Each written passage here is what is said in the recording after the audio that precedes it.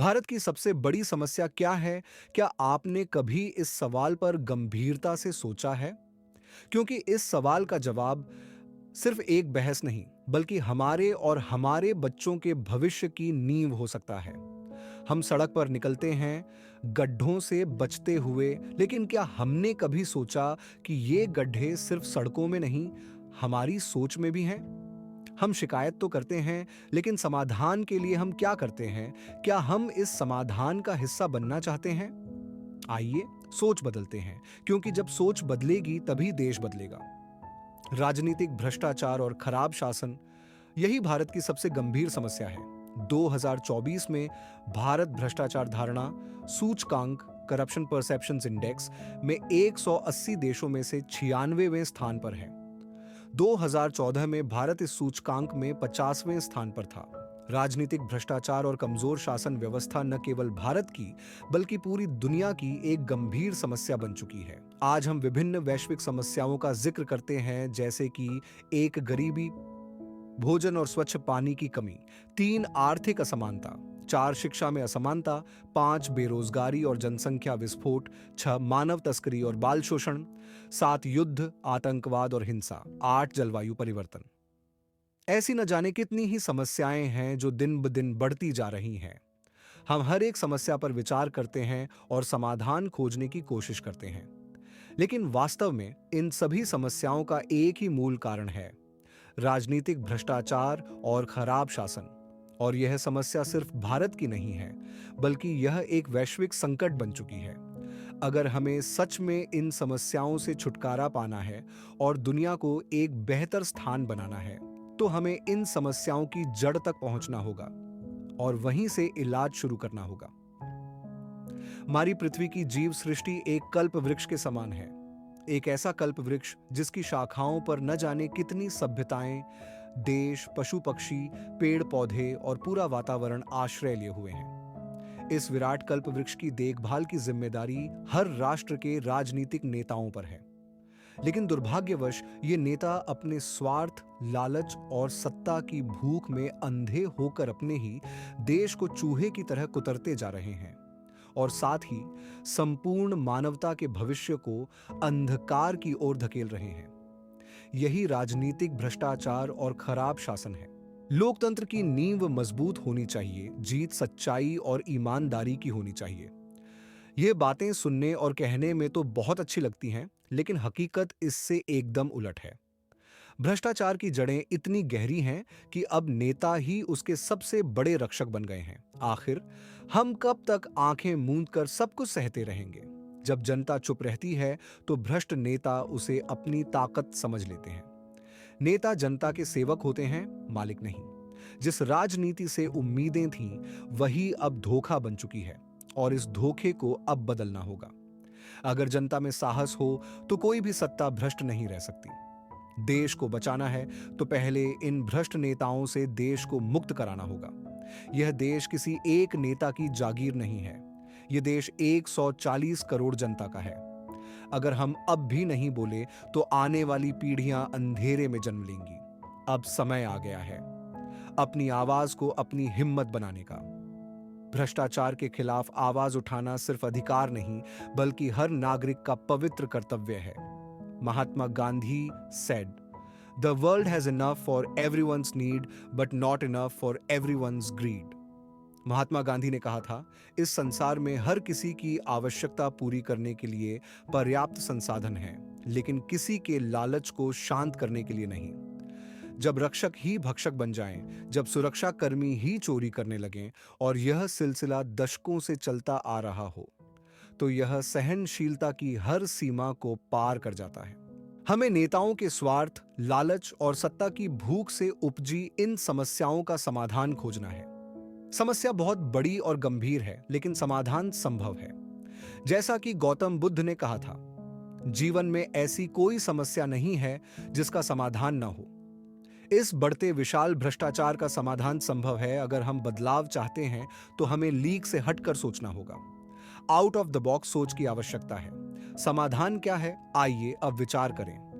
भ्रष्टाचार की जड़ है लालच, ग्रीड। मनुष्य को पहले भूख लगती है और जब भूख मिटती है तभी जन्म होता है लालच का, और इस लालच का कोई अंत नहीं होता। इसी लालच के कारण महाभारत हुआ और इसी लालच की वजह से भगवान श्री राम को वनवास भोगना पड़ा।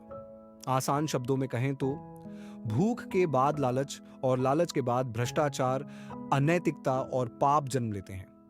आज भी यही लालच राजनीतिक नेताओं के रूप में देश को और विश्व की व्यवस्था को दीमक की तरह खा रहा है।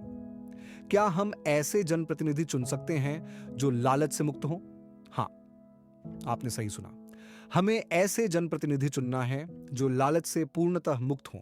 यह प्रश्न जितना सरल लगता है उतना ही जटिल भी है, क्योंकि जिसे भूख लगती है, भूख मिटते ही उसमें लालच भी जन्म ले लेता है। ऐसे में क्या करें? समाधान क्या है? हमें ऐसे राजनीतिक नेता की आवश्यकता है जिसे भूख ही न लगे, या जो भूख से ऊपर उठ चुका हो। क्योंकि जहां भूख नहीं वहां लालच नहीं, और जहां लालच नहीं वहां भ्रष्टाचार का प्रश्न ही नहीं उठता। पर यह कैसे संभव है? कोई जनप्रतिनिधि हो, जीवित हो, जागरूक हो, और फिर भी उसे भूख न लगे?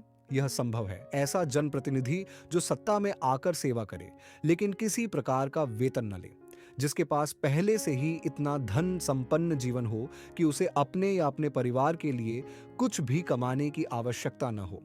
वह सेवा करेगा, लेकिन स्वार्थ से नहीं, समर्पण से।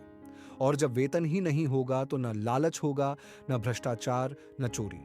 यह कोई कल्पना नहीं, यह संभव है। भारत में ऐसे दुर्लभ लेकिन प्रेरणादायक उदाहरण मौजूद हैं। जैसे आईएएस अधिकारी अमित कटारिया, जिन्होंने प्रतीकात्मक रूप से 1 रुपये वेतन स्वीकार किया। वे यूपीएससी में 2003 के टॉप 20 रैंकर्स में से थे। ऐसे ही कई लोग हैं जो निस्वार्थ भाव से समाज की सेवा करना चाहते हैं। हमें बस ऐसे लोगों को नेता चुनने की हिम्मत दिखानी होगी जो भूख और लालच दोनों से परे हों। हाँ, यह संभव है। पूरी राजनीतिक भ्रष्टाचार ग्रस्त व्यवस्था चुटकी में बदल सकती है। बस हमें थोड़ी सी अलग और थोड़ी सी साहसी सोच अपनानी होगी। राजनीति कोई व्यापार नहीं, यह एक पवित्र दायित्व है। जनता जनार्दन होती है, अर्थात ईश्वर। और क्या हम ईश्वर की सेवा के लिए किसी अपवित्र व्यक्ति को नियुक्त करते हैं जो मंदिर की दान पेटी से पैसे चुराए या पाप करे? नहीं ना। तो फिर राजनीति, और जो कि जनता की सेवा का सबसे पवित्र माध्यम है, उसमें हम भ्रष्ट और अपवित्र नेताओं को क्यों सहन करते हैं? अब वक्त आ गया है विचार बदलने का, नेता बदलने का और भविष्य बदलने का। अगर हमें सच में अपने परिवार और बच्चों के भविष्य की चिंता है, और अगर हमें अपने भारत की सच्ची फिक्र है, तो हमें राजनीतिक भ्रष्टाचार को तुरंत रोकना होगा। और हां, इसे रोका जा सकता है। हमें ऐसे नेताओं की मांग करनी चाहिए जो वेतन के बिना निस्वार्थ सेवा के लिए तैयार हों, जिनके पास पहले से ही इतना है कि उन्हें और कुछ कमाने की भूख ही ना हो। जहां भूख नहीं होती वहां लालच नहीं होता, और जहां लालच नहीं होता वहां भ्रष्टाचार जन्म ही नहीं लेता। क्या समाज में ऐसे लोग हैं? हाँ, बिल्कुल हैं। और जितनों की जरूरत है उससे कहीं अधिक संख्या में ईमानदार, सक्षम और निस्वार्थ लोग हमारे बीच मौजूद हैं। अब जरा आंकड़े देखिए। भारत को चाहिए सिर्फ 543 लोकसभा सांसद, 245 राज्यसभा सांसद, लगभग 4123 विधायक, लगभग 45,000 नगर सेवक, यानी कुल मिलाकर पूरे देश में लगभग 50,000 जनप्रतिनिधि। और भारत की कुल जनसंख्या है 140 करोड़ में कुल आबादी का महज 0.01% लोग चाहिए जो सच्चे, ईमानदार और निस्वार्थ होकर देश की सेवा करें। क्या 140 करोड़ में से 50,000 अच्छे लोग भी नहीं मिल सकते? जरूर मिल सकते हैं। बस हमें उन्हें पहचानना, चुनना और समर्थन देना होगा। ये लोग कौन हो सकते हैं? करोड़ों कमाने वाले व्यापारियों के उच्च शिक्षित बेटे बेटियां हों। वे लोग जो पहले से ही निस्वार्थ भाव से समाज सेवा में लगे हुए हैं।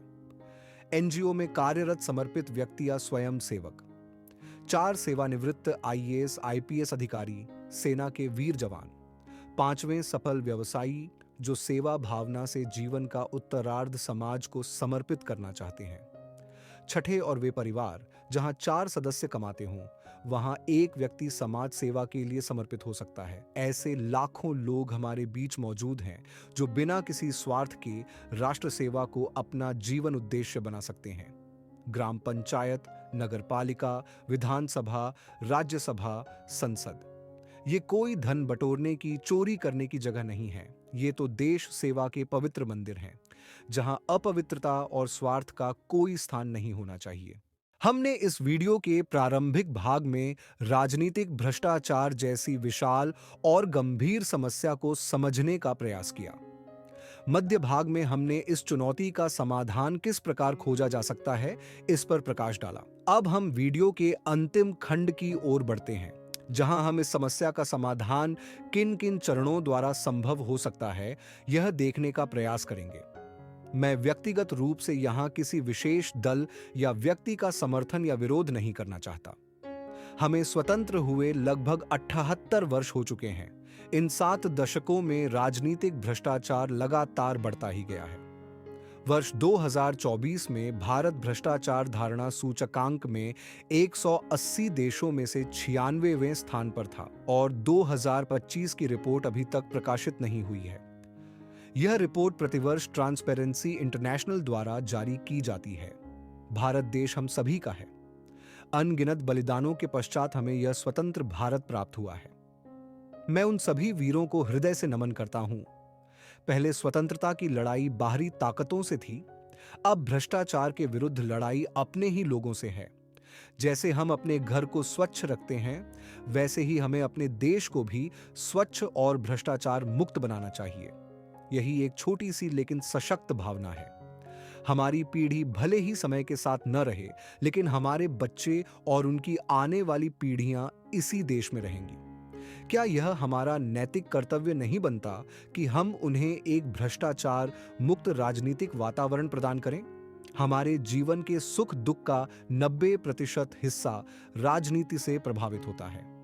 राष्ट्र की राजनीति जितनी पारदर्शी और निष्पक्ष होगी, उसके नागरिक उतने ही सुखी और संतुष्ट होंगे। 2025 में भारत का हैप्पीनेस इंडेक्स बताता है कि भारत 118वें स्थान पर है। दुख की बात है कि आज राजनीति में वही लोग आते हैं जिन्हें मान सम्मान, प्रतिष्ठा और बेहद ज्यादा धन की लालच होती है। जो लोग व्यवसाय नहीं कर सकते, जिन्हें कोई नौकरी नहीं मिलती, ऐसे लोग राजनीति में आते हैं और सत्ता संभालते हैं। यह स्थिति हास्यास्पद और चिंताजनक है। भ्रष्टाचार पहले भी था, लेकिन आज भ्रष्टाचार के साथ राजनीतिक अनैतिकता भी चरम पर पहुंच गई है, जिसका कोई तोड़ नहीं है। अब मुख्य विषय पर आते हैं। आगे क्या किया जा सकता है? चलो, जो हुआ सो हुआ। अब भविष्य की ओर कदम बढ़ाते हैं। आइए हम सभी मिलकर देश को भ्रष्टाचार से मुक्त करें, भारत को फिर से सोने की चिड़िया बनाएं और राजनीतिक भ्रष्टाचार से छुटकारा पाने के लिए पूरी दुनिया का भी मार्गदर्शन करते हैं। देश को ऐसे नेताओं की जरूरत है जो बिना वेतन के राष्ट्र सेवा को अपना धर्म समझें। बिना वेतन के निस्वार्थ राष्ट्र सेवा, यही एकमात्र उपाय दिखाई देता है। यही उपाय देश को राजनीतिक भ्रष्टाचार से मुक्त कराएगा। उपाय 1, यदि कोई भी राष्ट्रीय या प्रादेशिक पार्टी यह घोषणा करे कि वे भविष्य में राजनीति को केवल निस्वार्थ राष्ट्र सेवा के उद्देश्य से करेंगे और ऐसे ही व्यक्तियों को चुनाव मैदान में उतारेंगे जो बिना वेतन के राष्ट्र सेवा को अपना धर्म समझें, तो देश की राजनीति में क्रांतिकारी परिवर्तन आ सकता है। यह कार्य जितना सरल लगता है, उतना ही प्रभावशाली भी हो सकता है। परंतु प्रश्न है, ऐसी पहल कौन करेगा? और जो भी करेगा, निश्चित ही पूरा देश उसके साथ खड़ा हो जाएगा। उपाय 2, समाज में अनेक ईमानदार और राष्ट्रभक्त व्यक्तित्व विद्यमान हैं जो वर्षों से भ्रष्ट व्यवस्था से संघर्ष कर रहे हैं। ऐसे व्यक्तियों को चाहिए कि वे सीधे राजनीति में आएं और बिना वेतन राष्ट्र सेवा के लिए इच्छुक निस्वार्थ लोगों को राजनीति में आगे लाएं। उपाय 3, देश के राष्ट्रभक्त और जिम्मेदार उद्योगपतियों को अब आगे बढ़कर देश हित में भूमिका निभानी चाहिए। उन्हें न केवल भ्रष्ट राजनीति के खिलाफ आवाज उठानी चाहिए, बल्कि निस्वार्थ राष्ट्र सेवकों को राजनीति में लाने के लिए प्रेरणा और मार्गदर्शन भी देना चाहिए। यही सच्ची देश सेवा और ईश्वर सेवा होगी। हमें केवल भ्रष्ट सत्ता से लड़ना नहीं, बल्कि उस सत्ता की जड़ को ही उखाड़ फेंकना है। यही एकमात्र सीधा और सशक्त मार्ग है। दबती जनता, हंसती सत्ता। भारत का कर्ज 2014 में 56 लाख करोड़ से 2025 में अनुमानित 259 लाख करोड़ तक बढ़ रहा है। भारत का बढ़ता कर्ज एक गंभीर आर्थिक और सामाजिक चिंता है, जिसका सीधा बोझ आम जनता पर पड़ता है। इससे करों में वृद्धि, महंगाई, रोजगार में कमी और भविष्य की पीढ़ियों पर कर्ज का बोझ बढ़ता है। कर्ज का लाभ सीमित वर्ग को मिलता है, जबकि गरीब और मध्यम वर्ग इसके दुष्परिणाम भुगतते हैं। यदि इस प्रवृत्ति को समय रहते नहीं रोका गया, तो यह आर्थिक असमानता और सामाजिक असंतुलन को और गहरा कर सकता है। मुझे पूर्ण विश्वास है, जब निस्वार्थ बिना वेतन राष्ट्र सेवा भाव वाले व्यक्ति राजनीति में उतरेंगे, तब पूरा देश उनके साथ खड़ा होगा और हमारा भारत फिर से सुखी, संपन्न और गौरवशाली राष्ट्र बनेगा।